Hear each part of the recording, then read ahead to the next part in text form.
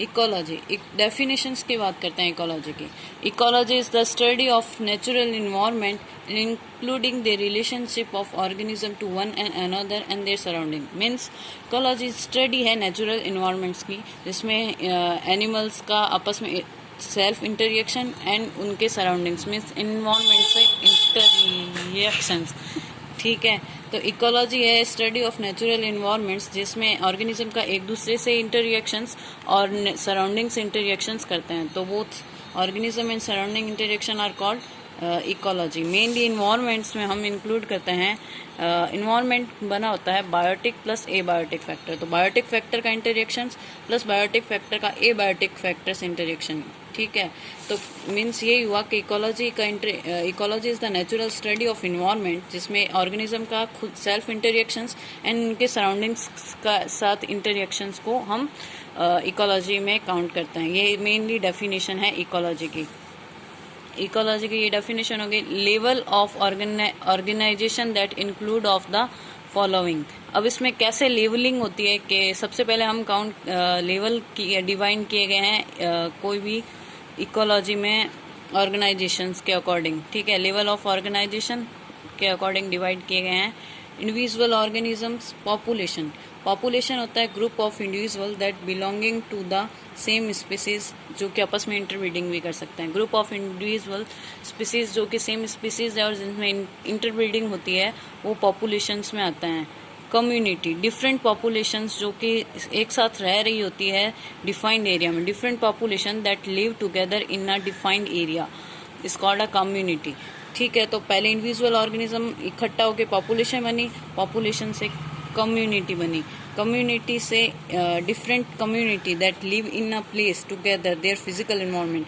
अब different community live in a place together और उसमें फिजिकल इन्वायरमेंट भी इंक्लूड करते हैं। Then talking about the ecosystem, ecosystems के बाद आता है biomes. Biomes is a group of ecosystem that share the similar climates. ठीक है, तो बहुत सारे इकोसिस्टम्स जिनमें डिफरेंट कम्युनिटीज़ और फिजिकल इन्वायरमेंट्स होते हैं उनको मिला के हम group of ecosystem are called biomes. ठीक है, उसके बाद बायोम्स के बाद आएंगे बायोस्फीयर्स। बायोस्फीयर हमारी पूरी एंटायर प्लेनेट हो गया, एक हिसाब से हमारी अर्थ वो एक पूरा बायोस्फीयर है। ठीक है, तो ये लेवल ऑफ ऑर्गेनाइजेशन है जिसमें हम सबसे पहले इंडिविजुअल ऑर्गेनिजम्स वापस में जो कि सेम स्पीसीज इंटरब्रीडिंग करेंगे, पॉपुलेशन होंगी, डिफरेंट पॉपुलेशन को मिला के हम कम्युनिटीज़ करेंगे जो एक डिफाइंड एरिया में रह रही होगी। फिर डिफरेंट कम्युनिटीज़ जो कि फिजिकल इन्वायरमेंट्स भी इंक्लूड करेंगे तो वो एक इकोसिस्टम में काउंट होगी। फिर different group of ecosystems including biomes में कन्वर्ट होंगे और डिफरेंट बायोम्स पूरी एक एंटायर प्लेनेट जो है वो एक बायोस्फीयर है। तो ये एक लेवल ऑफ ऑर्गेनाइजेशन होता है। ठीक है, और इन्वायरमेंट बायोटिक प्लस एबायोटिक होता है। अब एबायोटिक फैक्टर होते हैं water, light, temperature, air, soils, जितने भी फिजिकल फैक्टर्स होते हैं वो एबायोटिक में आते हैं। और बायोटिक फैक्टर्स में बात करते हैं सबसे पहले प्रोड्यूसर्स की। 6CO2 12H2 और सनलाइट और क्लोरोफिल की प्रेजेंस में C6H12O6 में कन्वर्ट होता है, प्लस ATP रिलीज होती है। इस दौरान इसमें प्रोड्यूसर्स आते हैं, प्रोड्यूसर्स के उनको कंज्यूमर्स आते हैं। उसके बाद प्राइमरी कंज्यूमर जो कि इन प्रोड्यूसर्स को खाते हैं, उसमें आएंगे डियर, रैबिट और गॉट।